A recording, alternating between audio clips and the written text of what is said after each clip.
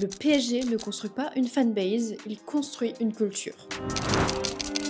Le PSG ne représente pas juste une équipe, il met en avant Paris comme capitale culture, comme identité. Tu représentes pas juste un club, tu fais partie du club et tu le vis. Ils sont en train de parler à une génération qui a besoin de faire partie d'un écosystème. Il faut que ça soit visible et représentatif parce que aujourd'hui les gens ont besoin d'une identité claire. Et c'est à ce moment-là que Ici c'est Paris devient une preuve d'existence sociale. C'est archi stylé d'aller au Parc des Princes, les gens se regardent dans la rue quand ils ont un maillot similaire et n'importe quel moment de fête devient hyper fédérateur. Ils vont emprunter plein de codes du monde de la mode et de la musique avec le Ici c'est Paris Music Lab par exemple. Le Parc des Princes devient un laboratoire d'innovation musicale et ils vont créer l'identité sonore du club. Tout de suite, le PSG s'unit aux nouvelles générations. Tout ça est hyper cohérent parce qu'on dit évidemment que la musique rassemble, mais le sport aussi. Vous liez les deux, ça fait un truc assez magique. Et ils vont même encore plus loin avec le PSG Café. Le club s'impose carrément dans le quotidien des gens. On ne dit pas que c'est un énième coffee shop à Paris, on dit que c'est une expérience de marque culturelle et internationale. La vocation, c'est pas juste rester à Paris, c'est même s'implanter ailleurs. On va pas se mentir, les petites madeleines, très mignonnes. Ici c'est Paris offre la possibilité à une génération de s'exprimer, de porter ses idées avec conviction, et ça permet au PSG de fédérer une communauté et de gagner encore plus le cœur des gens.